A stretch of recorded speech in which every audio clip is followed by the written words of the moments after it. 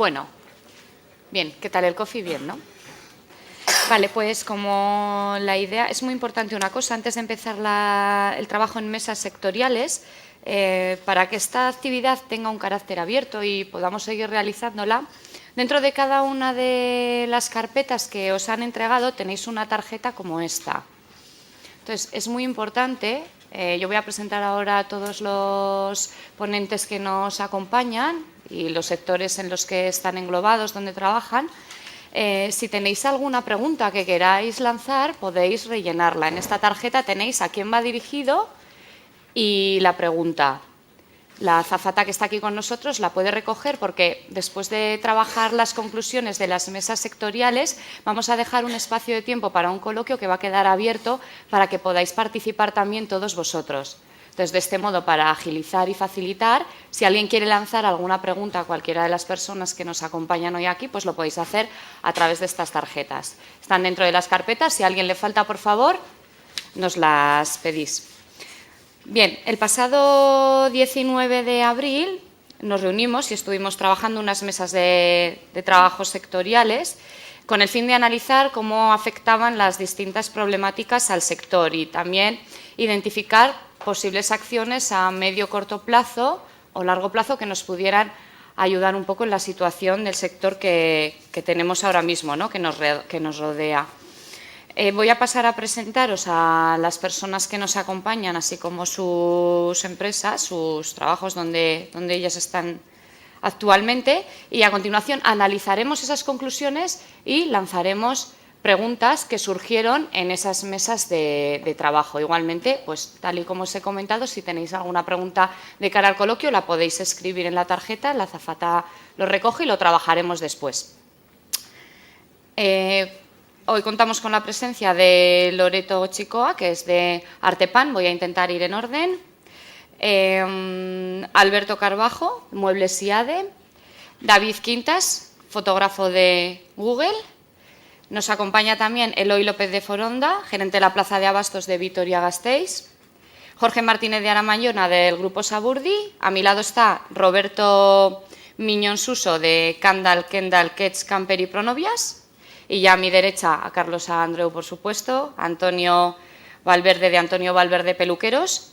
Y por último, Merche Miguel Ircio, de Ecaya Ecogestión.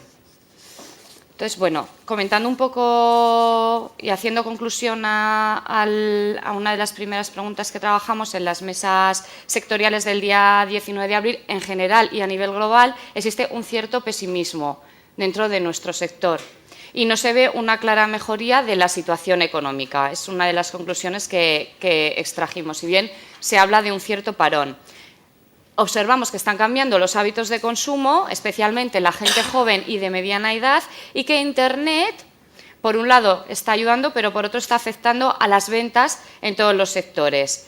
En el sector textil y en el del mueble, concretamente, pues incluso los establecimientos se observa cómo pueden ser un showroom, pero luego el cliente se marcha y hace la compra por Internet desde casa. Entonces, la primera pregunta es para Roberto.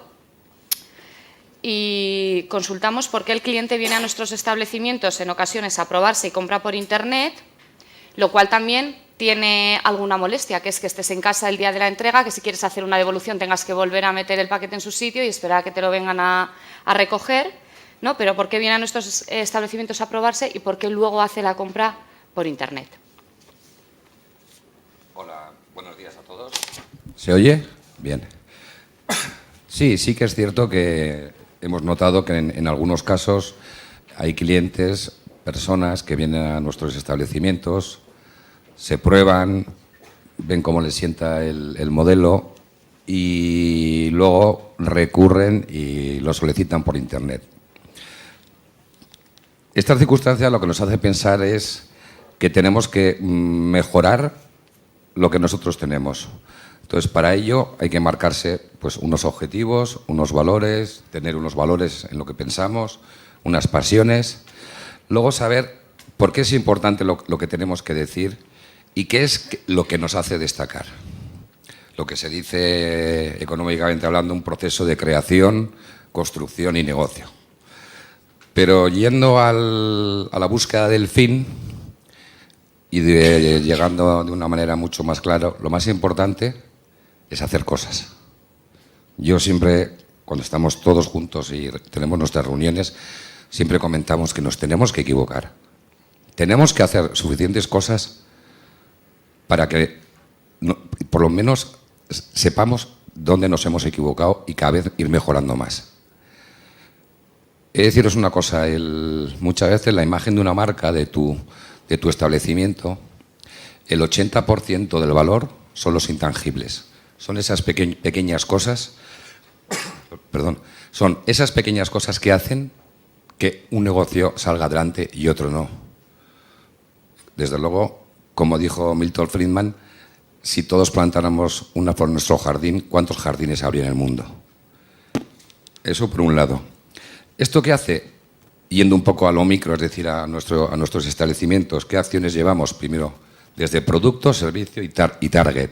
Producto. Nosotros procuramos hacemos una selección, luego explicaré por qué digo esto. Hacemos una selección de marcas que la mayoría no estén en el Corte Inglés. Tenemos que diferenciarnos, tenemos que tener un producto distinto que no esté en el Corte Inglés y, si es posible, marcas que en las redes sociales no tiren nuestros productos. Como sabéis, hay determinadas marcas conocidas que en plena campaña te hacen descuentos del 30 al 40%, con lo cual tú, vendiendo el mismo producto, resulta que lo tienes por internet más barato. Pero ¿qué ocurre? Entra la segunda parte, que ya sería el servicio. Nosotros, lo que el mundo online, nos enseña offline, que seríamos nosotros los establecimientos, es que tenemos que ser asesores de imagen, saber combinar, tener un total look de una persona cuando busca un producto determinado. Nosotros no queremos vender 20 pantalones del mismo modelo. Hacemos una selección de marcas, una selección de productos, algo distinto a lo que puedes encontrar en Internet, que de hecho casi todo el mundo está en Internet, o, sobre todo, y aunque parezca una tontería, el Corte Inglés, con los 8 días famosos que luego duran 25. Muy buena campaña, por cierto. Por otro lado, y aquí es donde yo quiero enfatizar en este aspecto, que para mí es de lo más importante, lo mejor que tiene el offline son las experiencias. De eso nos tenemos que aprovechar. Es la deficiencia que tienen los online. Y siempre una cosa que yo me gusta comentar con todo el mundo es: tenemos que dar cariño, mucho cariño. Recordad que hoy en día lo que funciona es esto. Y nos movemos por esto. Hola, bien. El target. Tenemos que saber definir a qué objetivo es el que tenemos y a cuál queremos llegar. En conclusión, una cosa que quiero... también otro aspecto importante, lo tenía aquí anotado. Siempre hay que buscar contenidos que creen la necesidad de lo que tú tienes, haga que el público vaya hacia ti. En conclusión, diferenciación. Tenemos que hacer que el mundo offline, tenemos que ofrecer que el mundo offline ofrezca más cosas que el online. Yo sé que esto suena un poco raro y distinto, pero a mí esto me gusta fundamentarlo pues con un ejemplo, por ejemplo, ¿no? Supongamos que yo soy Kendall Cadent-Ketz, esto es marketing, estoy vendiendo, y los señores que tengo aquí alrededor son señor Google, señor Yahoo, y entonces lo voy a hacer de determinada manera. Supongamos, por ejemplo, que yo soy Kendall, vosotros sois la ciudad. Lo que no puedo hacer es que la ciudad venga hacia mí. Tengo que ser yo, el comercio, el que salga hacia afuera. Os puedo hacer una pregunta que yo también aprendo de vosotros. ¿Cuántos pensáis que el comercio en la ciudad está perdido? ¿O se va a perder, o se está perdiendo?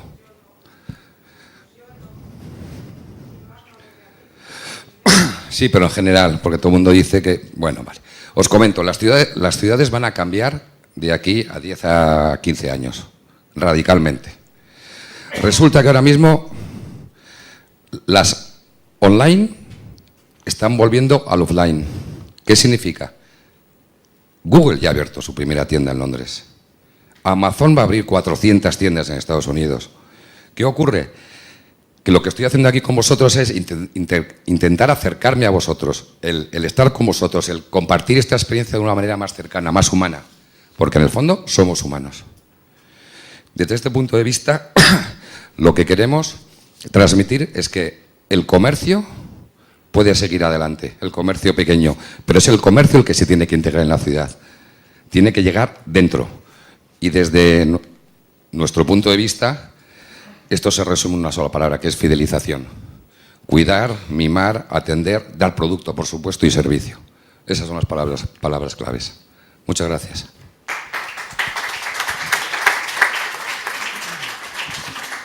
Muchas gracias, Roberto. Y ahora, llevándolo al campo de la alimentación, para ti, Eloy, como gerente de Abastos, observamos que hoy en día se habla de una alimentación sana. Hay una preocupación incipiente por una alimentación sana. ¿Está dejando el consumidor de invertir en alimentación o está surgiendo un nuevo tipo de consumidor? Bueno, hola, egunon a todos. Bueno, muchos de los que estáis aquí, igual excepto Carlos Andreu, conocen el mercado de abastos de Vitoria. ¿Lo conoces? Pues me parece muy bien, y si no te iba a invitar esta tarde. Y nosotros sí, enlazando con lo que ha comentado Roberto ahora mismo, nosotros estábamos escondidos. Y de hecho las cifras de clientes así lo dicen, de tener unos 8.000 clientes en el año 2012 a tener una suma ahora entre comercio y hostelería de 40.000 asentados por semana ya desde hace muchos meses. Estamos escondidos y nos hemos abierto. Se ha hecho una reforma importante y, como decía antes Carlos, había un cómo, había un porqué y había un cómo. El porqué lo sabíamos todos. Se iban cerrando persianas y se iban elevando los costos. Había que hacer algo, pero ¿cómo? ¿Cómo hacerlo? Bueno, pues ese cómo hacerlo ha sido con la unión de todos los comerciantes y la ayuda de las administraciones, como no podía ser de otra manera. Pero yo añadiría otra pregunta a esas que tú has lanzado y que es ¿y ahora qué? Porque no vamos a morir de éxito. Ahora tenemos que hacer cosas que sean buenas para la ciudadanía de Vitoria, para que la gente venga al comercio, como decía Roberto. Tenemos que hacer cosas para que no estar en el offline, sino... No estar en el online, sino estar en el offline y que venga la gente a comprar, porque si la gente viene a comprar a nuestro mercado, seguramente que va a ir a sus tiendas o a las tiendas y a los comercios de los que me acompañan aquí. Entonces hay que hacer cosas, y en eso de hacer cosas es muy importante colaborar entre todos, porque aquí el kit de la cuestión no es si los comerciantes somos buenos o mejores, o si la administración ayuda en la medida de lo que sea, es si el ciudadano, la persona, tiene ese plus para salir a la calle y hacer cosas y no quedarse en casa, como dices tú, cuando llegabas el fin de semana muerto matado. Si todos hicieran como tú, pues es que nosotros no teníamos nada que hacer. Entonces tenemos que hacer cosas positivas para que la gente se anime y venga, en este caso, al centro, al mercado, a divertirse. ¿Qué hemos hecho nosotros para eso? Bueno, pues hemos hecho una reforma importante para que el comercio minorista, el de alimentación, sea atractivo.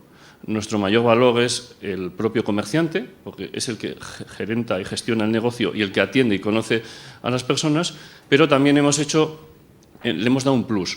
Antes, y igual te ha pasado a ti, no lo has comentado, pero seguramente más de una vez te ha tocado ir a hacer la compra. Y dirías, qué coñazo, ¿no? Ir a hacer la compra. Bueno, pues eso decían mucha gente que venía a la plaza. ¿Y qué hemos hecho? Bueno, pues que eso no sea ese coñazo y que vengan hacer la compra, puedan tomarse un aperitivo, puedan incluso comer e incluso puedan aprender a cocinar con el aula de cocina que hemos montado. O sea, hemos hecho una actividad que sea divertida y que digas el sábado, el jueves, el viernes, cuando yo voy a hacer la compra, me lo paso bien, me divierto. Y hemos creado más comercio y más empleo. Y yo creo que eso es lo más importante que hemos hecho. Pues muchas gracias, Eloy. Sin duda alguna, la batería de estrategias que nos ha dado Eloy yo creo que es muy positiva y la podemos extrapolar a cualquiera de los sectores que hay alrededor, porque en su caso ha sido motivo de éxito, entonces en cualquiera de nuestros sectores, si lo extrapolamos igual, también puede ser. Antonio, de Valverde Peluqueros, observamos que el cliente sigue consumiendo y se siguen creando establecimientos.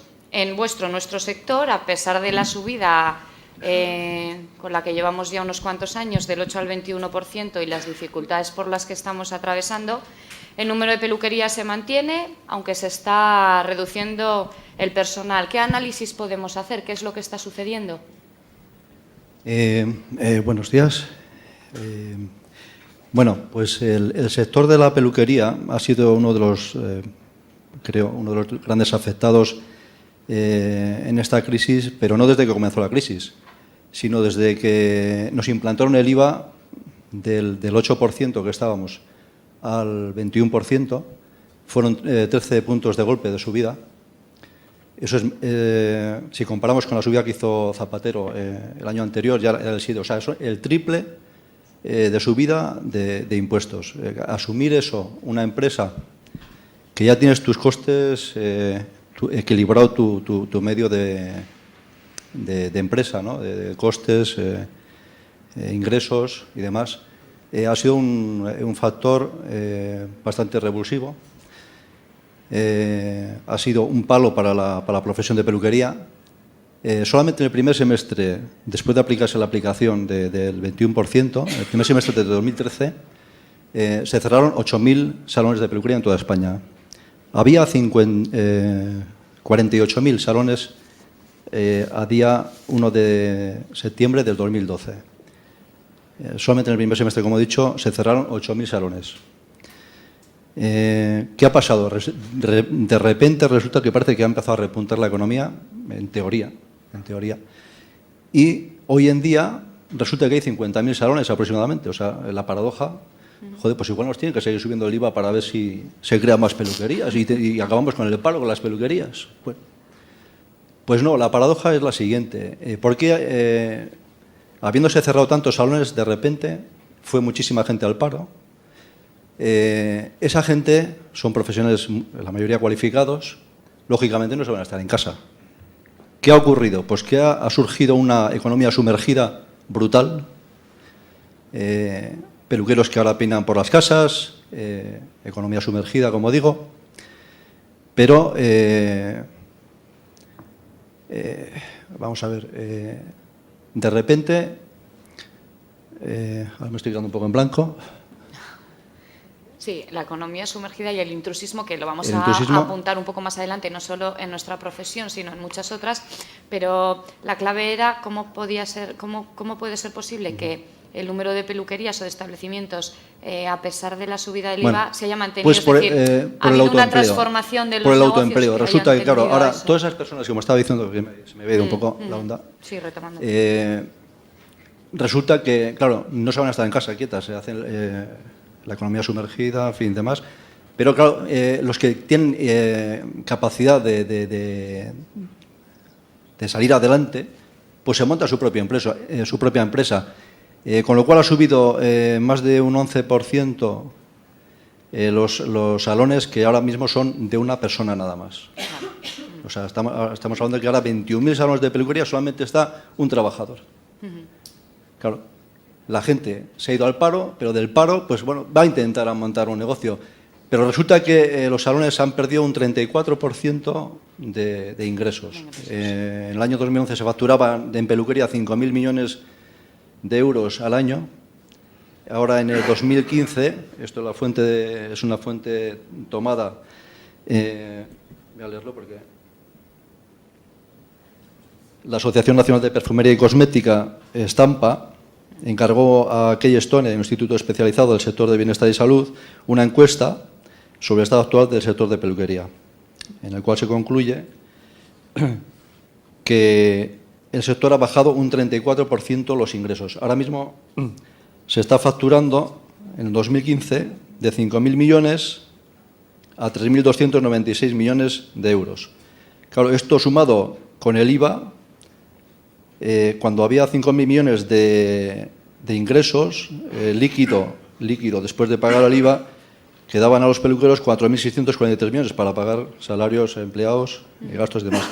Ahora tenemos que lidiar con 3.296 millones y nos quedan líquidos después del IVA más o menos 2.600 millones, o sea, casi la mitad. Claro, esto lógicamente es una criba, y si no, que baje Dios y lo vea. Hay que estar muy motivado para seguir luchando y ponerle buena cara a las clientas, que de eso se trata, como decía Roberto. Las peluquerías tenemos que seguir mimando a nuestros clientes, ofreciéndoles nuestra mejor actitud, nuestra mejor cara y competir, pues claro, contra nuestro mismo sector, porque al final la economía sumergida son nuestros propios colegas desplazados a un sector que ellos no quisieran, me imagino, ¿no? Bueno, me imagino no, es así, nadie quiere estar en la retaguardia. Y entonces, pues los salones tenemos que lidiar con eso, luchar, ofrecer nuestro mejor servicio, nuestra mejor cara y nuestro mejor saber hacer. Así es, pues muchas gracias, Antonio, por tu aportación. Muchas gracias. Fijaros bien que muchas veces cuando hablamos de servicios estamos pasando de vender un servicio, y nosotros también en nuestros salones así lo hacemos, a vender una experiencia, ¿no? Más bien, es decir, que el cliente ya no pague por el servicio, sino por la experiencia al completo, para tratar de diferenciarnos. Quiero ahora comentar con Jorge, cambiando un poco de tema y extrayendo otra de las conclusiones que tuvimos en las mesas redondas del día 19. Observamos que todos los sectores consideraban imprescindibles el ser contemplados de una forma individual y que cada uno de ellos tiene sus propias necesidades, ¿no? Y necesita ser atendido de forma concreta, que haya un representante de cada subsector. A nivel, por ejemplo, de urbanismo, comentamos que para unos era muy importante el aparcamiento, la recogida de productos y las compras de cierto peso de una manera cercana. Para otros es vital que su calle esté peatonalizada o sea peatonalizada.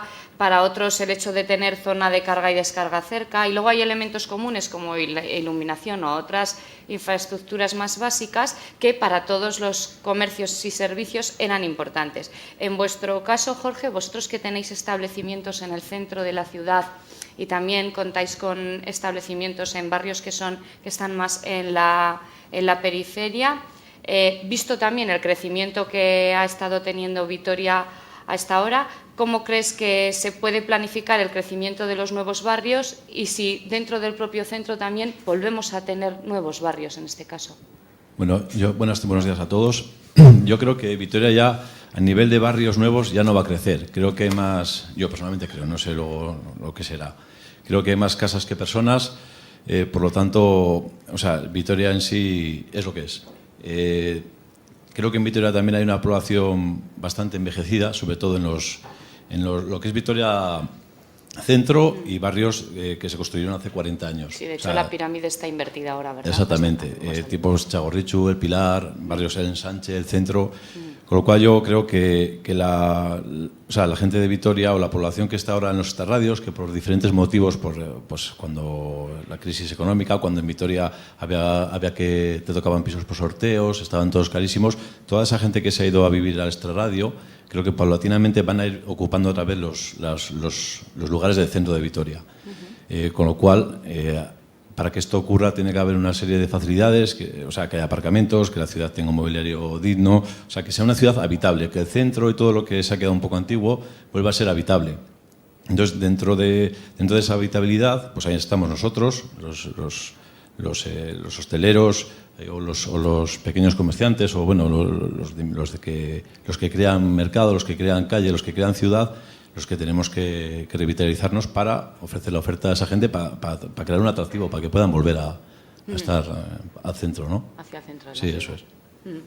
Pues muchas gracias, Jorge. Ahora nos va a despertar un poco Carlos, aquí a todos. Vale, otra de las conclusiones que extrajimos a la hora de hablar de la complementariedad de sectores fue la generación, el crear rutas comerciales de comercio tradicional. Y aquí sí que surgieron opiniones dispares en cuanto al interés o no de estar próximas o medianas a superficies de supermercados. Es decir, si esas rutas interesaba que estuviesen cerca de los supermercados medianos o grandes que están proliferando ahora, o bien se mantuviesen pues ligeramente apartadas. Carlos, por tus conocimientos, ¿cómo se puede generar un plan de urbanismo comercial que tenga en cuenta estas necesidades en barrios de nueva construcción, en zonas de lonjas vacías, tal y como comentaba ahora mismo Jorge, en esa tendencia igual de revitalizar el centro de la ciudad? ¿Cómo lo observas tú? Sí, yo... Sí, perdón. Sí, yo, vamos, por lo que sé y demás, no sé si era Roberto el que decía que se vuelve otra vez, o sea, las ciudades van a cambiar y se va a volver a revitalizar mucho más el centro, todo esto de las smart cities y todo esto hace que el acceso al centro vaya a ser cada vez más sencillo, ¿no? Y si el acceso al centro nos permite llegar más fácilmente y si además, digamos, en el centro somos capaces de unir la experiencia, a mí no me gusta hacer la compra, sino sentir la experiencia de hacer la compra, ¿no? O sea, porque digo, si nosotros mismos ya no usamos el lenguaje adecuado, tal, ¿no? Entonces, si somos capaces de añadirle a la experiencia de hacer la compra la experiencia de volver al centro de la ciudad, de volver un poco a nuestros orígenes, a donde fuimos niños, etcétera, etcétera, yo creo que eso puede ser muy interesante.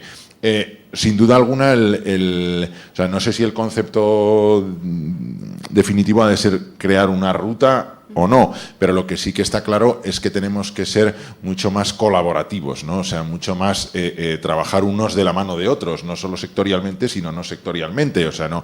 Yo esta mañana le contaba a alguien, ayer en el hotel donde me suelo quedar en Madrid, les mandé un correo para reservar una habitación dentro de 2 semanas. Y me contestó el tipo que me suele contestar, me dice, estamos completos, pero no se preocupe porque yo le he hecho la reserva en otro hotel que hay cercano, que no es ni de la cadena ni nada.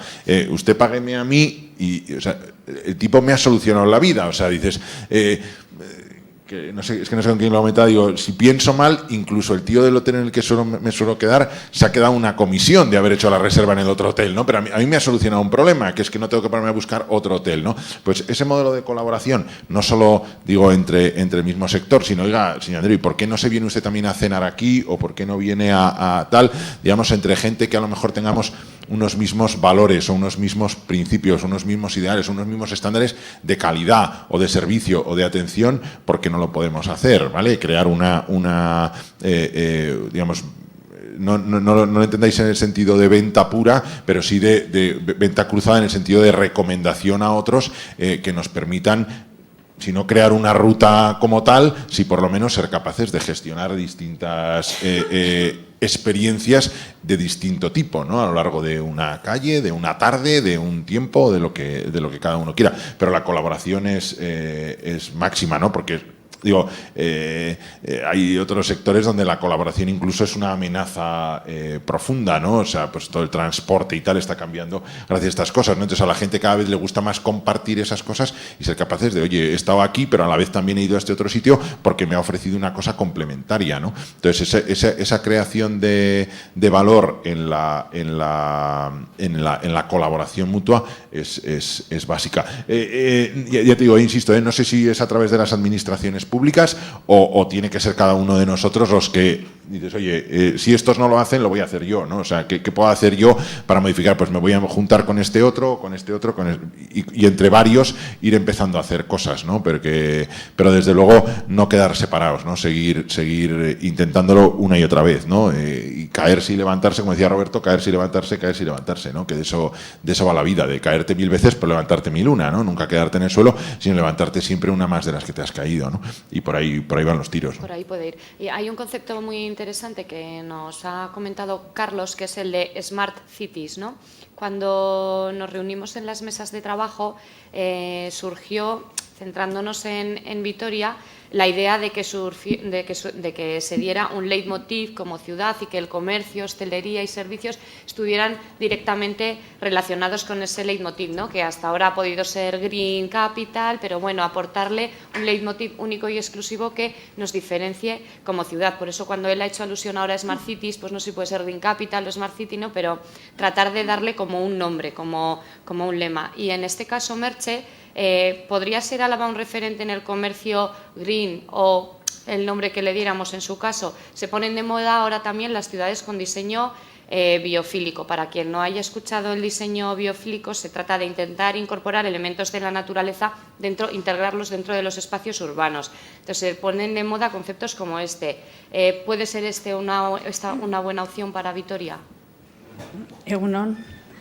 Buenos días, y como bien dices, pues sí, Vitoria-Gasteiz ya lleva un largo recorrido, ¿no?, en torno a la Green Capital como tal, con más de 30 años, con propuestas e iniciativas respetuosas con el medio ambiente, ¿no?, y a la vez con el compromiso de políticas de desarrollo sostenible. Entonces, todo eso han hecho, ¿no?, un compendio de una Green Capital. Ejemplo de ello, pues todos conocemos, ¿no?, el Anillo Verde, la fachada del Palacio Europa, el proyecto de Raíces del Mañana, donde los ciudadanos y empresas se unen para plantar árboles, ya llevan más de 250.000. Además, también hay una mesa empresarial para el fomento de la sostenibilidad y el empleo verde. En fin, que se puede decir que Vitoria-Gasteiz, si algo identifica, es que es verde. Y de hecho se vende como tal, ¿no? Entonces, ¿por qué no exportar eso de ciudad verde al resto de la provincia? ¿No? ¿Por qué no aprovechar ese empujón que ya tiene y unirlo también al comercio y a la hostelería? ¿No? Porque hay un montón de infinidad de buenas prácticas que nos pueden... Voy a repetir un montón de conceptos que habéis dicho antes, porque al final todo está unido, ¿no? Un montón de buenas prácticas que nos pueden diferenciar de otros que no las practican, porque, como decía Carlos, nos animan, ¿no?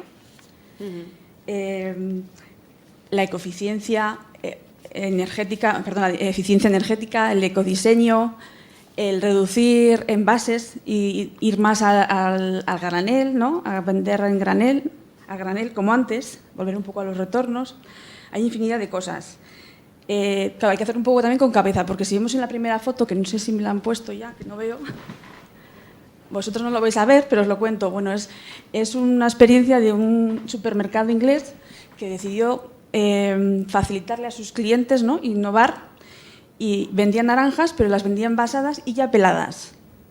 Es decir, le quitaba el envoltorio natural, que ya venía envuelta, el producto, la naranja ya venía envuelto, se lo quitaba y encima lo envolvía en plástico. Bueno, pues intentaron tirar por ahí a lo verde, pero fue bastante contraproducente. Las redes sociales ardieron y tuvieron que retirar esta línea de presentación. Has comentado también el diseño biofílico, que igual a la gente no sabía lo que era, pero es eso, es intentar integrar elementos naturales en el diseño y en la decoración de los lugares, ¿no?, para intentar que las personas, lo decía porque somos seres humanos, nos beneficiemos de lo que la naturaleza normalmente nos aporta, que es tranquilidad, nos quita el estrés, nos aporta creatividad, ¿no? Incluso fisiológicamente genera un montón de beneficios. Y ejemplo de ellos también he traído otras dos fotos. Una es un banco, que este es el caso, vosotros no lo veis, pero está lleno de plantas, de box, pero es muy diferente a lo que tenemos en la cabeza que sea un banco, ¿no? Y el siguiente ejemplo es un hospital infantil. Imaginaros qué carga, ¿no?, es tener a los niños hospitalizados. Pues lo que intentan es integrar y beneficiar, hacer más agradable la estancia de los pobres niños allí. Bueno, y precisamente en Nekaya a eso nos dedicamos, a ayudar a las empresas a naturalizar espacios, pero partiendo de los residuos que ellos generan. Porque, en definitiva, cualquier empresa, o sea de hostelería o de comercio, lo que sea, en su día a día generamos residuos, ¿no? Entonces, lo que intentamos es cambiar el enfoque, cambiar el paradigma, y donde veíamos un residuo, ver un recurso. Naturalizar espacios utilizando nuestros recursos. Creamos ambientes más agradables. Lo que decíais también, la experiencia de compra se fomenta, se puede fidelizar, porque si el cliente se ha sentido a gusto, está relajado, puede volver, ¿no?, que tiene una sensación positiva. Y bueno, pueden ser, voy a poner unos ejemplos, porque decirlo así queda como un poco ambiguo. Entonces, en la siguiente foto es, por ejemplo, un restaurante, que no lo veis. Pero ¿qué hacíamos? Aquí reciclamos sus restos orgánicos que generan como producto de sus menús. Creamos un jardín vertical utilizando parte de otra clase de residuos que tenía, pues las cajas de las frutas, los palés y demás. Y es muy importante también comunicar a sus clientes, ¿no?, lo que hacían, que lo que hacíamos era reciclar mediante compostaje los restos de comida, se aplicaban a las plantas que luego servían para alimentar otra vez a esos menús que ellos degustaban. Aparte también se puede crear, con las terrazas que hay que fumar fuera, pues un ambiente un poco más relajante y más sostenible. Pero bueno, no pueden ser... A ver, estoy un poco nerviosa también. Pero que pueden ser acciones individuales de cada uno o pueden crearse sinergias, que es lo que también estabais comentando, ¿no? Y ejemplo de ello, pues lo tenemos, siempre hablo del mismo, pero es que me parece muy completo. En la Asociación de Comerciantes de la Hurtada, de Llanada Alavesa, bueno, y en muchos otros sitios, pero aquí hay un concurso de pinchos, ¿no?, entre los establecimientos asociados. Entonces, este año, bueno, y el año pasado, paralelamente al concurso de pinchos, lo que se hace es un poco ver cuál es el establecimiento más sostenible o que más implica con el medio ambiente. Y recogemos también sus residuos de generar el pincho. Se reciclan mediante compostaje y luego, en otro momento del año, se hace una pasarela de moda para incentivar el comercio local del textil. Entonces, ahí lo que hicimos es el fotocall de la pasarela. Aprovechando residuos de otros establecimientos, se montó en plan reciclaje y se decoró con plantas que estaban alimentadas con el compost de esos pinchos que eran del concurso. Un poquito, ¿no?, creando sinergias e intentando implicar a todo el mundo. Y bueno, un poco creo que ya he comentado todo. Pues muchas gracias, Merche. Yo creo que es muy interesante tu aportación. Y una de las cosas que ha comentado Merche al principio era muy interesante, ¿no? Era si se generaba ese leitmotiv, esas redes y esas sinergias, y era bueno exportarlas al resto de la provincia.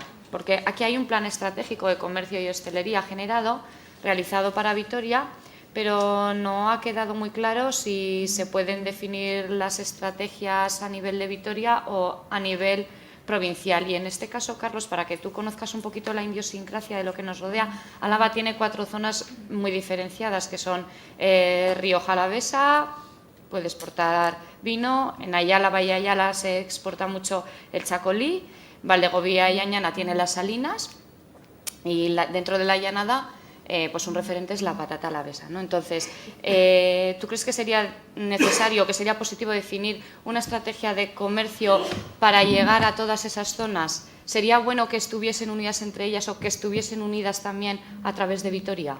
O sea, sin duda, como decíamos antes, la unión hace la fuerza, ¿no? Y la colaboración ha de ser necesaria. Pero también en estos casos yo creo que es muy importante escuchar y conocer a nuestro cliente, ¿no? O sea, al que va a visitar esas zonas, al que viene a nuestras tiendas, y muchas veces nos empeñamos en darnos golpes de martillo contra una pared, intentando, digamos, hacer algunas cosas que nuestros clientes no reciben y que no perciben. Entonces tenemos que ser tenemos que dedicar mucho tiempo de nuestro día a día a escuchar lo que nuestro cliente y nuestra gente pide y demanda, ¿no? Porque muchas veces nos empeñamos en hacer cosas que nuestros clientes ni valoran, ni entienden, o les aburren, o incluso hasta les repelen, ¿no? Por eso yo creo que está muy bien el asociarse y estas cosas, pero siempre teniendo claro que nuestro centro es el cliente y que nuestro centro, esa persona, es el que nos va a comprar los productos o los servicios, ¿no?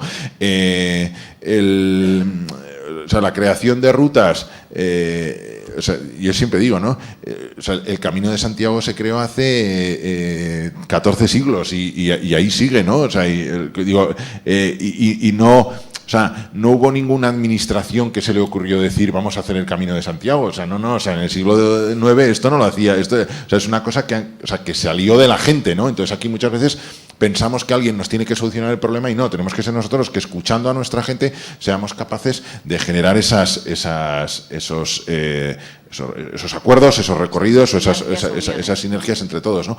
Pero sin duda, ¿no? O sea, de las cosas que me has dicho, vino, digamos, tinto, ¿no? En la Rioja Alavesa, chacolí en el otro lado, patatas, sal, coño, parece todo, o sea, y green, y ciudad green, parece que todo es como, o sea, que hay una especie, exacto, o sea, parece que hay como un cierto y mecanismo de unión o hilo de unión que puede ayudar a todo esto, todo lo que tenga que ver con la naturaleza, ¿no? Y si a eso, además de la naturaleza en productos, somos capaces de venderlo, de la naturaleza en paisaje, la naturaleza en experiencia, la naturaleza en tal, hay mucho recorrido por ahí, ¿no?, que poder hacer, ¿no? Puede ser Entonces, positivo crear sinergias. Sí, sin duda. Muchas gracias, Carlos. Fijaros, como últimas conclusiones y antes ya de dar paso a las respuestas de los últimos ponentes que nos acompañan, estuvimos hablando en las mesas mucho de la diferenciación, que ya ha salido aquí, de la forma innovadora de dar a conocer nuestros productos, de la sede física a pesar del crecimiento de la venta online.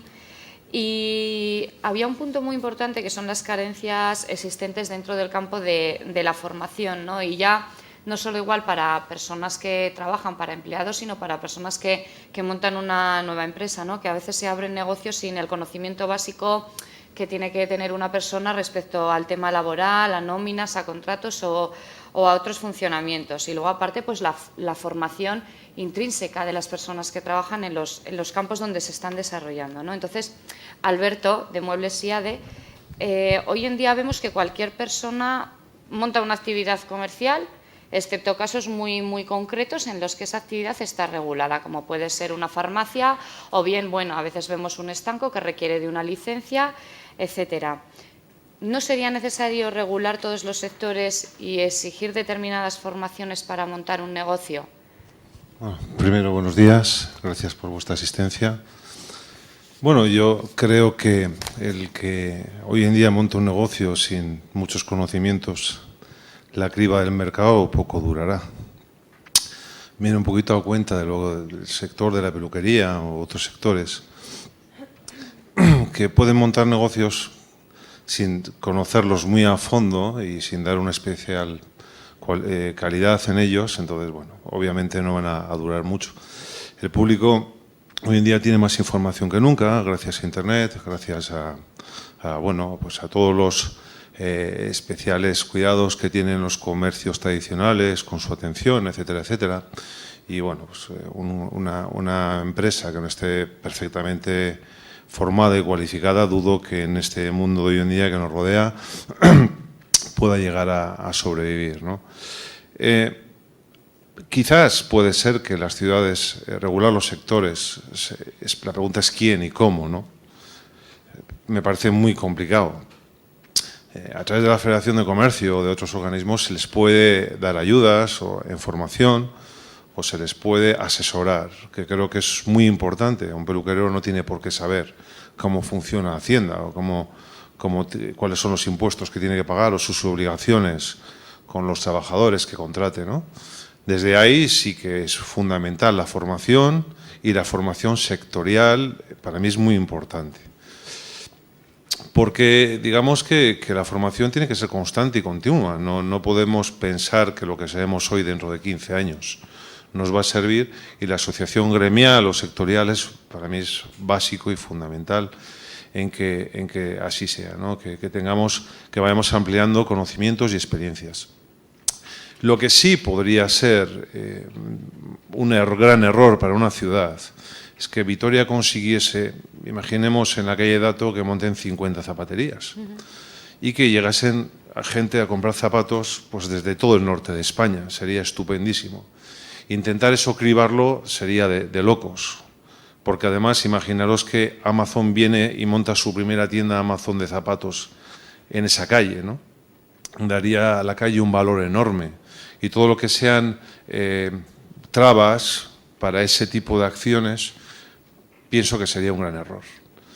No tiene nada que ver con estos piratas que vienen en todos los sectores, que existen en todos, en mi sector también, vienen con falsas publicidades, no cumpliendo ningún tipo de normativa municipal, y se montan de repente pues en esa calle que está dando nombre e imagen a una ciudad. Permitiésemos que montasen 4 zapaterías de zapatos a granel que están hechos, no sé, donde no deben de hacerse y con unas condiciones que no se deben hacer, sin ningún tipo de calidad ni de control. Lo que ocurriría posiblemente es que esa calle, esa ciudad y el nombre de que tanto ha costado crearse, pues se viniese abajo por estas cuestiones, y esto ocurre en todos los sectores. Gente que viene, revienta el sector, está 6 meses, no cumple ningún tipo de normativa municipal, no da garantías, la ley de garantías se la pasan por el forro y al de 6 meses, 1 año desaparece.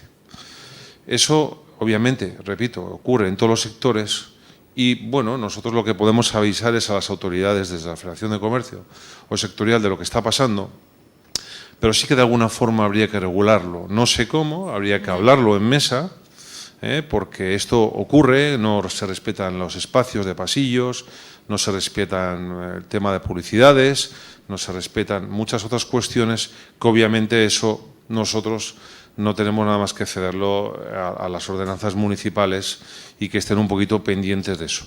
Pero sí es cierto, y por último, comento que para el comercio es muy malo ese tipo de actividades, para mí fraudulentas o rozando la legalidad, y para la imagen del comercio, repito, es pésimo ese tipo de acciones comerciales. Y ocurre en todos los sectores, sin más. Sí, eso sí. Vale.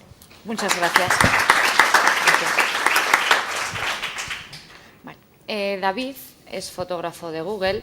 Él conoce mucho la sede física y la sede online del comercio, pero a veces conviven, a veces no conviven. Conocemos que es importante para un comercio tradicional el tener esa sede online, estar presentes continuamente en las redes sociales. ¿Puede conseguirse una forma de que esto sea rentable en nuestra actividad? Que muchos comerciantes con comercio tradicional se lo preguntan, ¿no? ¿Y de qué me va a aportar a mí estar en Facebook? ¿Qué me va a aportar a mí estar en...? Buenos días.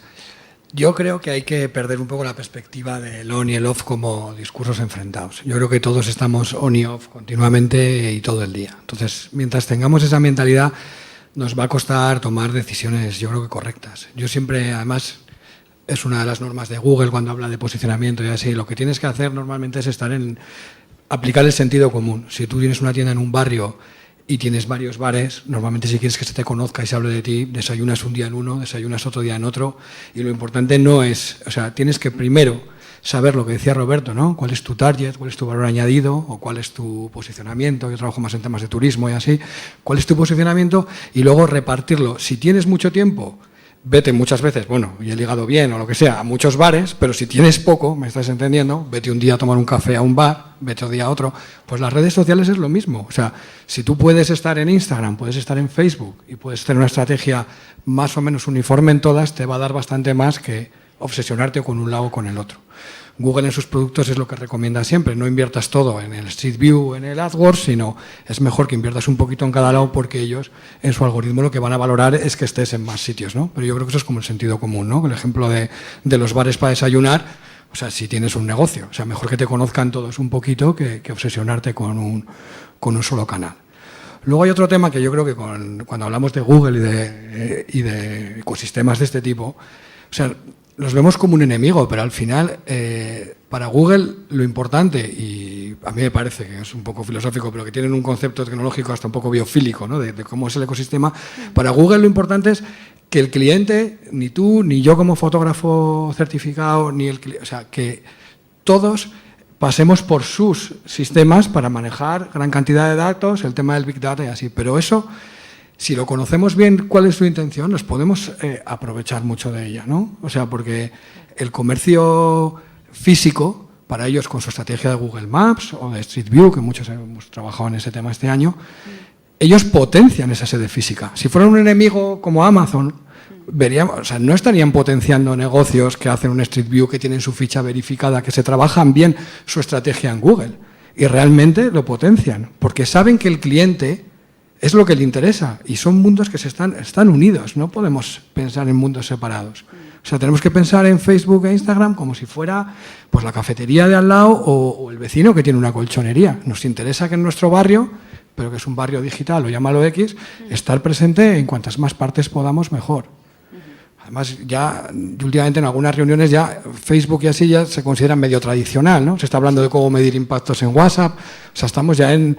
O sea, yo creo que hay que perder un poquito el miedo a ese tipo de mundo virtual. Y luego ya el tema de la formación sí que quería comentar que igual hay sectores, en el nuestro, cuando has preguntado cuántas horas de formación tenemos, o sea, si no tuviéramos más de 1 hora al día, yo no sabría encender la cámara de Google o no sabría volar el dron, ¿sabes? Quiere decir que cada uno depende, igual hay sectores que te permiten ser más perezosos, o sea, y otros en los que no tiene mérito, porque si no, no arrancarías la máquina, si no te formas todos los días, a que ya te empuja Igual tenemos suerte en ese caso, ¿no? Estamos más actualizados, pero porque nos empuja los propios manuales de instrucciones, etcétera. Claro. Vale. Pues muchas gracias, David. Aquí, de hecho, Carlos ya nos ha recomendado esa media hora todos de estudio al día de lo que hacemos, que nos va a venir fenomenal. Loreto es del grupo Artepan. Para mí hacen mucho más que pan. Entonces, bueno, vosotros tenéis experiencia en haber innovado en un sector en el que hablar de innovación hace unos años era como algo imposible. ¿Puedes trasladarnos cuáles son las claves de un proceso de este tipo? Bueno, buenos días a todos. No hay ninguna fórmula mágica en esto de la innovación. O sea, lo siento. Si esa era la pregunta, no hay.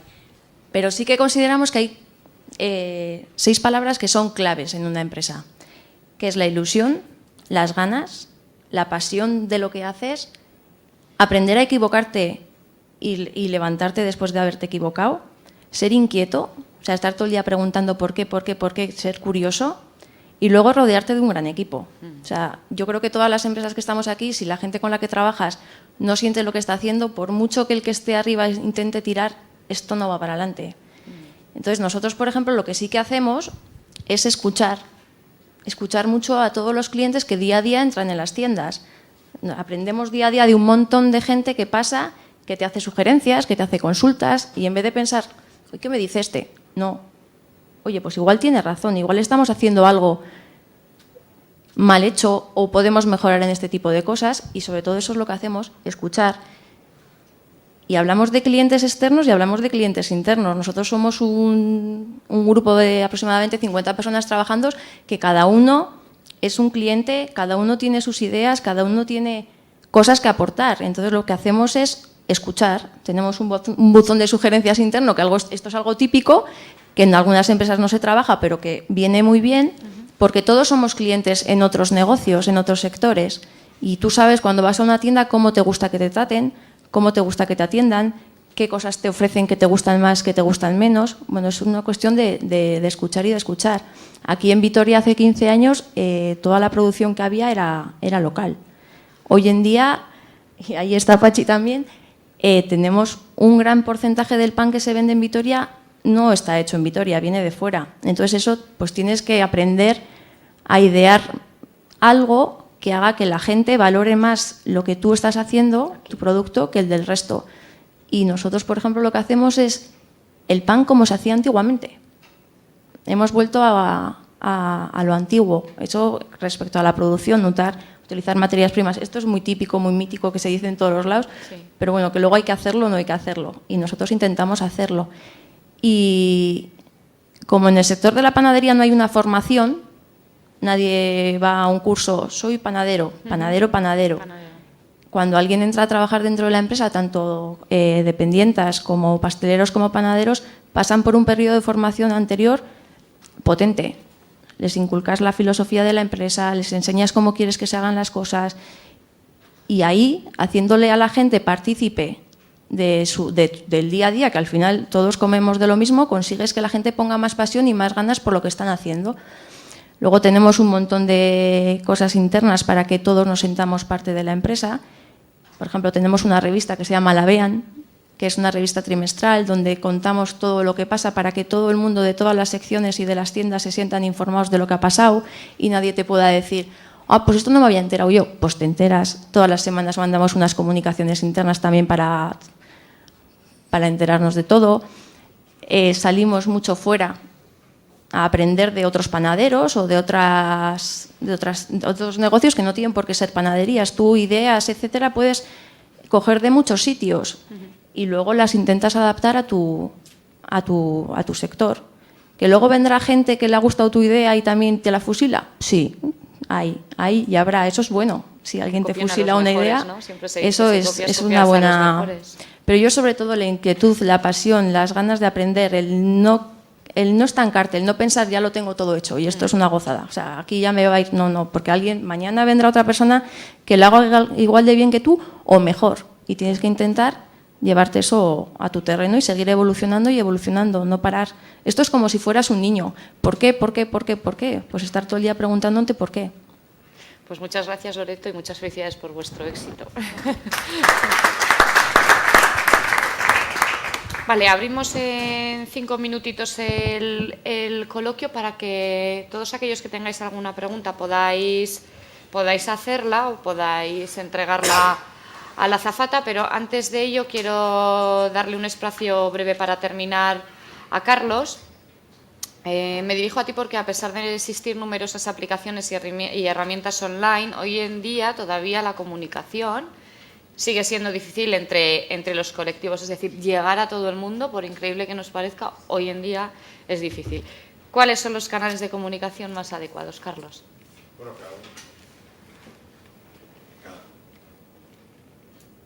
cada uno tendrá el suyo, ¿no? Pero digo, cada sector y tal tendrá sus canales más específicos, pero por encima de los canales yo creo que una de las cosas que hay que hacer en comunicación y que muchas veces se nos olvida es, estoy hablando de comunicación para vender, evidentemente, que es para lo que estamos aquí todos, ¿no? Es emocionar, ¿no? Si no somos capaces de emocionar en nuestra comunicación, o sea, vana es la comunicación, ¿no? O sea, no llegaremos a nada. Entonces, o sea, no obtendremos resultados. Entonces, utilicemos el canal que utilicemos, redes sociales, un anuncio en un periódico, un tal, tenemos que emocionar, tenemos que transmitir que con lo que nosotros queremos transmitir a la gente, van a sentir algo, ¿vale? Van a sentir alguna cosa. Y en eso yo creo que hay mucho recorrido por hacer, ¿no? Tú miras las imágenes que transmiten en la publicidad, muchas cosas, o sea, digo, piensas en la página web de un hotel, ¿vale? ¿Y qué tiene la página web de un hotel? Camas, ya.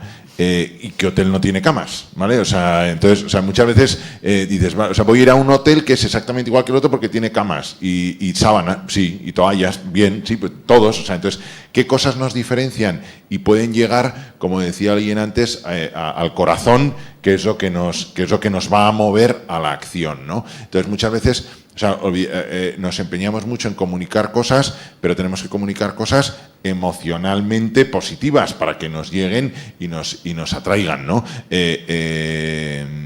Y en cada sector tiene que ser distinto o en cada tipología de empresa vuestra tiene que ser distinto y esa emoción tiene que venir muy ligada con la experiencia que lo hablábamos antes, ¿no? O sea, en mi experiencia, o sea, en la experiencia de compra que yo le voy a ofrecer a mi cliente, ¿qué le va a llegar, ¿no? ¿Qué le va a emocionar, ¿no? Y eso tiene que ser la base de nuestra comunicación. Insisto, tanto en redes sociales como en medios offline, ¿no? Emocionar, sin duda.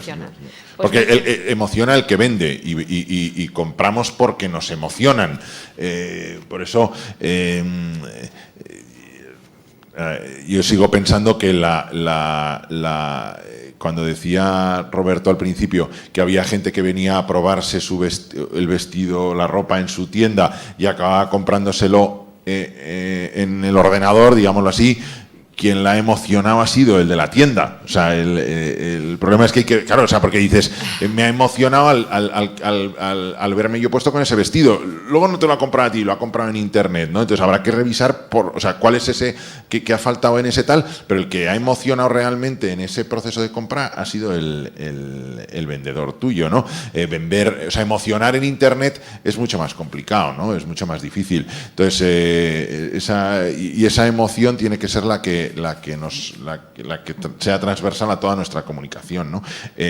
Tanto activa o sea, proactiva como reactiva, ¿no?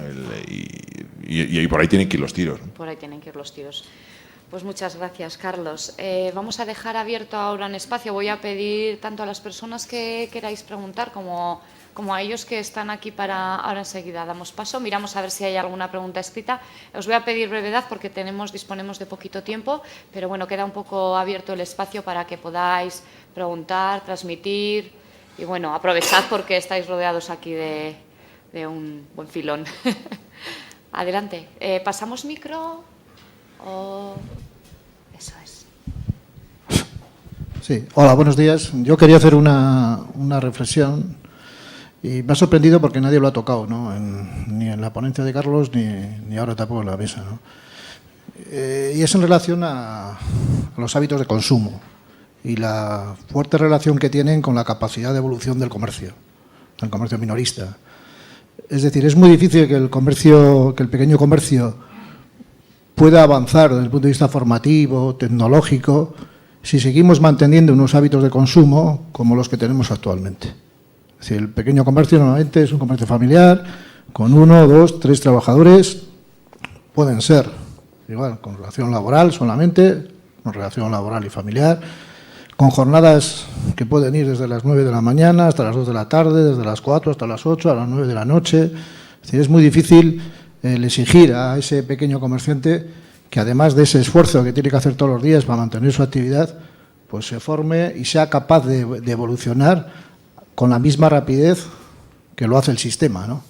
Entonces, si no metemos también en esta coctelera la necesidad de los hábitos de consumo, va a ser muy difícil que el pequeño comercio evolucione a la misma velocidad que el comercio macro, que el gran comercio, que se dota de plantillas bastante más numerosas, que puede planificar su formación, que planifica sus estrategias y que lo puede desarrollar de una manera más fácil, entre comillas, ¿no? Es una reflexión que hago ahí para lo que los queréis. Y luego también yo creo que en el comercio hay que diferenciar entre el comerciante y el tendero. Yo creo que son cosas diferentes.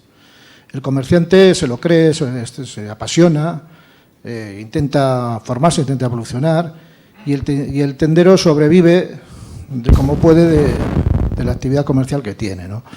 Entonces yo creo que es necesario el discriminar positivamente a veces a aquellos comercios que son capaces de evolucionar y aquellos que no lo son, porque yo, desde mi modesta opinión, considero que en la especialización está el futuro del pequeño comercio. Si no se puede competir.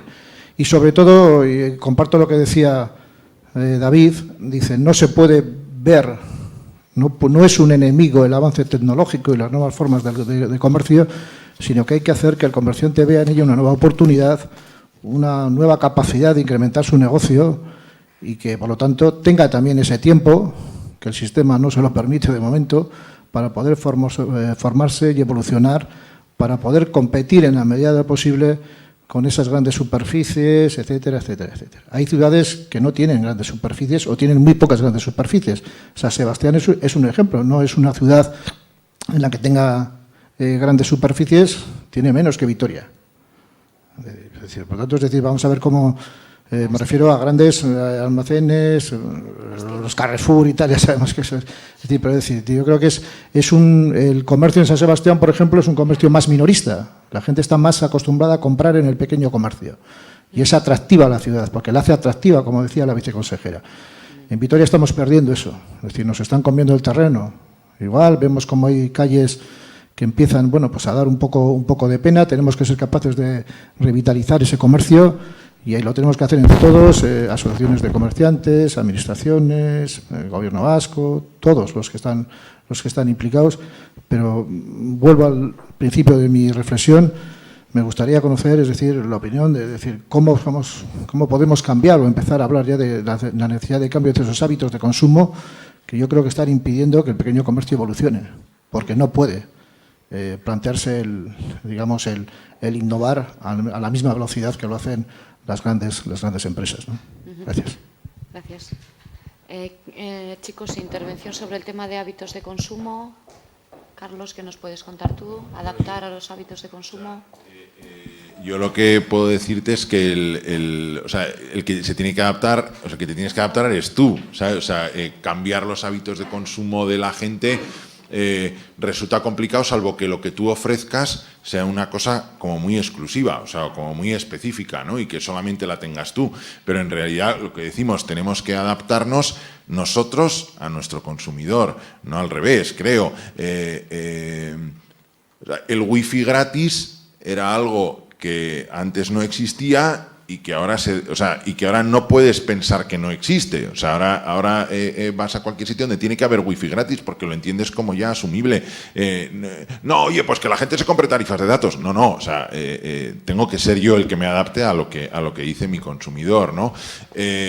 Por supuesto, como le decías a David, o sea, yo lo digo de verdad, o sea, y no es una amenaza y o se puede ver como una amenaza. O sea, a mí me gustaría que existiera un TripAdvisor, ¿sabéis aquello de los comentarios de los hoteles? De todos los sectores, o sea, que yo pudiera poner a lavar o poner a parir una tienda de fruta, una panadería o un tal, ¿no? Yo recuerdo en el mundo hotelero, cuando apareció TripAdvisor, o sea, los hoteleros querían colgarlos, o sea, y ahora están encantados con ellos. ¿Por qué? Porque, o sea, si haces las cosas bien, y por eso estamos, por eso la diferencia que has hecho entre comerciante tendero que decías, ¿sabes? O sea, digo, yo creo que es la diferencia entre el que se siente empresario y está aquí para sacar una cosa adelante y para sacar un proyecto adelante, o el que está simplemente aquí a pasar el tiempo, ¿no? Que dices tú. Entonces, el primero sí que va a ser capaz de encontrar hueco para a pesar de estar abierto, no sé cuántas, 12 horas al día que has dicho, para encontrar ratos para estudiar, para innovar, para formarse, para entretenerse, para leer cosas, para estar al día de las cosas. ¿Por qué? Porque le llena, porque lo que hace le llena y le gusta, y le apasiona. El otro no, el otro es, como dices, el tendero este que no tal, y ese desde luego, o sea, nos guste o no, acabará desapareciendo. O sea, pero digo, el mundo es del que se adapta, ojo, y los hábitos de consumo van a ir cambiando. Pero, o sea, lo que hemos visto ahora ni nos lo imaginamos, a la velocidad que van a ir cambiando estas cosas, ¿no? Entonces, o estamos a tal, o chico, o igual es mejor cerrar, ¿sabes? O sea, no, porque también muchas veces nos empeñamos, ¿no? Como decíamos antes, ¿no? En que esto tiene que ser así. Oye, no, tenemos que ser nosotros los que escuchemos al cliente, ¿no? Y los que conozcamos las necesidades del cliente. Eso es lo que nos va a marcar. Has nombrado la palabra mágica de Big Data, ¿no? Me parece que tal, o sea, todo lo que tiene de conocimiento del cliente, de tal, eso es una evolución brutal, digo, y posiblemente a la que ni siquiera las grandes compañías, los grandes centros comerciales, estos que decías tú, ni siquiera ellos están preparados para eso. O sea que, digamos, nosotros también tenemos una cierta justificación de que no estemos preparados, porque tampoco los grandes lo están, ¿no? Porque eso es un mundo... Pero sí que tiene razón él en que hay que intentar adelantarnos, igual que hacen las grandes superficies. Y sí que existe el TripAdvisor, que son las reseñas de Google, que no las estamos usando y están afectando muchísimo al posicionamiento. Pero es que hay mucho desconocimiento. Yo creo que también hay que ponernos todos en lo que hay. Y las reseñas de Google, que nos aparecen todo el día en el móvil, tiene muchísima importancia para lo que es luego el posicionamiento. Igual no para la clasificación de un hotel, pero el enfoque es parecido. Igual como red social no ha triunfado, pero sí que está sirviendo para cómo posiciona Google los negocios. Y yo sí que estoy con él en que los hábitos de consumo tenemos que tenerlos claros también para igual que hace un Carrefour o intentan, que tienes razón, igual no es tan fácil manejar el Big Data, pero también tenemos que ir un poco por delante, porque muchas veces los hábitos de consumo se cambian con la oferta. O sea, quiere decir que depende de qué oferta, lo tenemos con el ejemplo, yo creo, de Eloy. O sea, no ha cambiado el hábito de consumo, ha cambiado la oferta. Y yo creo que es un poco a lo que te referías, que es decir, que tenemos que ir mirando eso para adaptar también nuestra oferta. Sí, lo que me refería es que nosotros tenemos que ser, nosotros como comerciantes, adaptarnos a los hábitos de consumo del consumidor, no tratar de modificarlo, sino estar al loro de por dónde se mueven los consumidores, ¿no? Con permiso, quiero hacer una pequeña reseña en pro de, sobre todo lo que di ahí en la Plaza Bastos, en la planta de arriba, que son productos artesanales de aquí, de la provincia de Álava. Y hablando también de los hábitos de consumo, yo no sé, a mí me pasa y creo que en mi entorno estoy viendo que también estamos empezando a huir de todo eso global, de todo eso tecnológicas y todo eso. Empezamos a sentirlo como algo muy frío y buscamos todo lo contrario. Si eso me incluís como que estoy en una parte de hábito de consumo, que me pongan en otro extremo. Y me comentaban ayer que han encontrado un filón en los móviles antiguos que no tienen smartphone, que son solo teclados. Los ejecutivos están empezando a comprarlos, quitan los smartphones porque solo quieren recibir llamadas y de sus amigos y familiares. No quieren saber nada de redes sociales sábados y domingos. Con lo cual, hablamos de hábitos de consumo. ¿Quién es el que tiene la llave? Quizás en la misma ciudad, a la hora de ofertar unos productos diferentes a lo que se pueden encontrar en Madrid o en Barcelona. Sirva para la reflexión nada más. Y es todo lo que tiene que ver con el kilómetro cero y el slow food y todas estas cosas, que la gente vuelve a lo más cercano, ¿no? A lo que te prefieres lo de aquí que lo que está más lejos, ¿no? Y yo ya acabo. Pero eso es definir tu target. Esto es antes de entrar a las tecnologías. Ese es el problema que decía Roberto. O sea, tú primero tienes que definir cuál es tu target. ¿Qué es el kilómetro cero? ¿Qué es lo local? Me parece bien, pero no puedes tener miedo a Google para que te ayude a potenciar tu target. Por eso nos volvemos locos con on, off, no. ¿Tú qué tienes? ¿Kilómetro cero? Perfecto. O sea, ¿me entiendes? Y luego establece una estrategia general, on y off, pero no podemos estar pensando como el on y off, como una alternativa anterior a definir qué estás vendiendo. Es un poco o qué estás ofreciendo a nivel turístico, eso es después. Primero tienes que tener claro cuál es tu objetivo y luego usar los canales, ¿no? Es mi idea, vamos, no tener miedo. Damos paso, por ahí alguien quiere intervenir, no sé si... Hola, buenos días. Mi nombre es Cristina, yo he estado 10 Cristina, años... perdona, para que te escuchemos mejor, ¿te importa ponerte de pie? Sí, mira, hola, buenos días, mi nombre es Cristina, yo no soy del País Vasco, pero he abierto una empresa hace 1 año y medio. Entonces, todo lo que habéis comentado es real, no se puede controlar los hábitos de consumo de ningún cliente porque las personas nos movemos por modas, no lo podemos evitar, unos más y otros menos.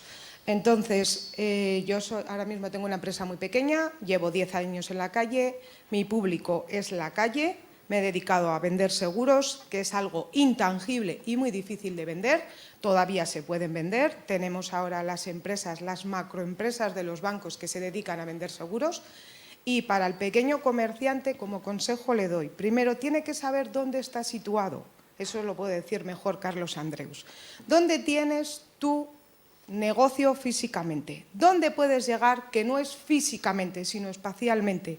¿Quiénes son tus clientes que tienes ahora? ¿Quiénes son tus clientes potenciales? ¿Cómo llegar a tus clientes potenciales y estudiar tu entorno? ¿Cuáles son sus horarios y cuáles son sus preferencias? Y aunque no queramos, no se puede evitar, pues eso, los teléfonos móviles, internet y todo lo demás, aparte de que te pueden ayudar.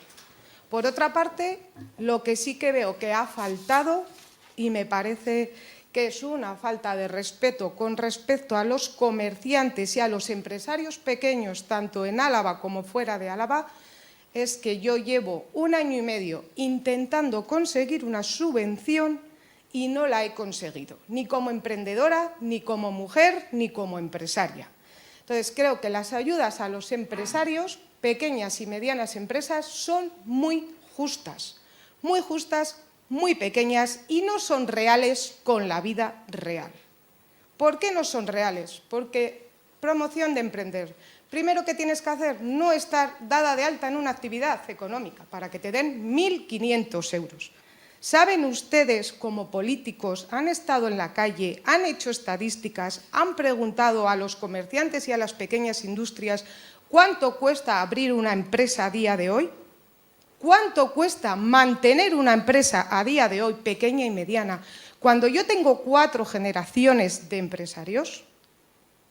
Por favor, cuando hagan promociones, no solo se hacen al emprendedor, sino a todas estas personas que están aquí, que probablemente lleven 10, 15 o 5 años y que quizás necesiten subvenciones porque necesiten liquidez de capital. Y tenemos el ICO, que está muy bien, porque tenemos el ICO y tenemos también a los bancos que te hacen créditos personales. Pero también necesitan subvenciones aquellas empresas que necesitan dinero para reciclarse, como ha dicho este señor, porque no podemos competir con las grandes empresas ni con las multinacionales, no podemos competir y necesitamos esas ayudas, porque también se están creando empleos directamente y no solo creando empleos, sino creando dinero y consumo. Entonces, por favor, el dinero creo que no sobra, me da la impresión de que no sobra, aunque nos venga de la Comunidad Europea, y creo que hay que invertirse con cabeza. Y que las ordenanzas, las normativas, tienen que estar basadas en realidades. Porque yo, por ejemplo, no vivo en Vitoria capital y tampoco tengo derecho a esa subvención. ¿Qué pasa? Que si yo soy multimillonaria, soy extranjera y pongo aquí una empresa, ¿sí que puedo conseguir subvenciones? Es que me parece ridículo. Lo que se trata no es de darme a mí una subvención porque yo tenga un piso o viva de alquiler en Vitoria-Gasteiz, sino de lo que se trata es de que yo he abierto una empresa y he creado empresas, he creado puestos de trabajo y esas personas viven aquí y consumen aquí. Sin más, no era mi ánimo de ofender, simplemente quiero ayudar a todos los pequeños empresarios que realmente creo que lo necesitamos.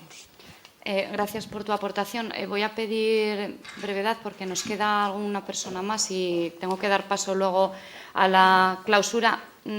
Como aclaración, no hay nadie ahora mismo en la mesa a nivel administrativo ni institucional.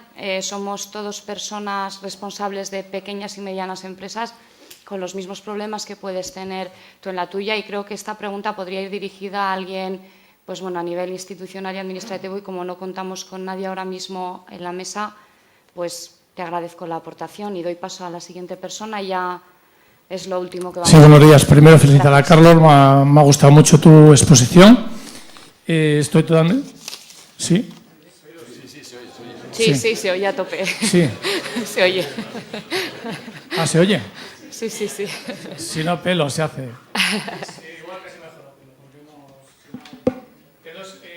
yo creo que yo soy una persona que tengo un negocio, en mi vida he montado 18, y el tema que yo veo respecto al comercio, primero yo creo que hay mucha gente que no ha salido del sistema confort.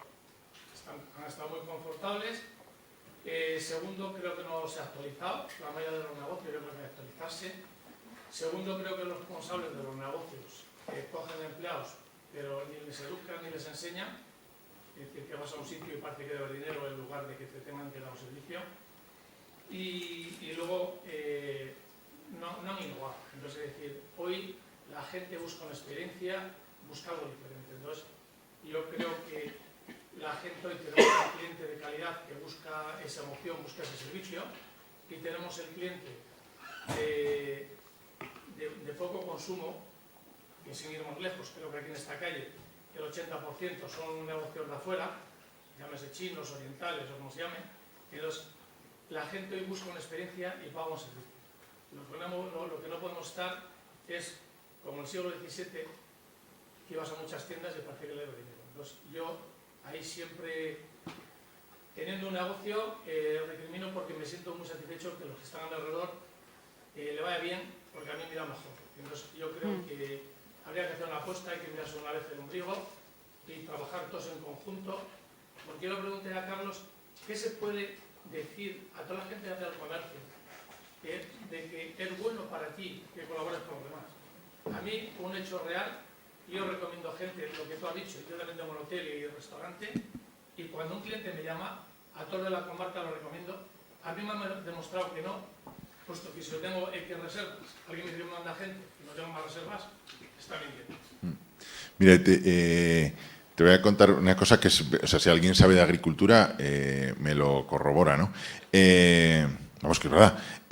Si tú, o sea, una plantación de maíz, ¿vale?, es infinitamente mejor cuanto mejor sean las plantaciones de maíz de alrededor, ¿vale? Porque el polen, la polinización cruzada, todas estas cosas, pues aquí ocurre lo mismo. O sea, por eso decía que la colaboración es vital. O sea, porque digo, cuanto mejores sean las tiendas, no sé, de una calle, de una ciudad, de un sector, de una tipología concreta, mejor van a ser todas, porque todos, digamos, vamos a alcanzar todos el grado de la excelencia. Claro, cuando todo el sector se viene para abajo o se va hundiendo, tú también caes con ellos, ¿no? Con lo cual, que a tu colega le vaya bien, a nosotros también, o sea, digo, para nosotros también es positivo, ¿no? Entonces, ya te digo, es necesario ese agrupamiento, por lo que sea, o sea, que cada uno decida si lo quiere hacer por calle, por nivel de calidad, porque ofreces cosas complementarias o por lo que sea, pero para que a todos nos vaya positivamente, ¿no? Que luego además eso te reporte beneficios o no, no lo sé, pero es que no queda otra, o sea, más que unirnos todos, ¿no? O sea, no, regularlo, ¿en qué sentido? No, dices administrativamente, no, no, cada uno, o sea, yo creo que aquí hay que sacar muchas cosas, o sea, tú y yo nos juntamos y hacemos una cosa juntos, ¿no? Y ya está, ¿no? Pero porque no nos queda otra alternativa, ¿no?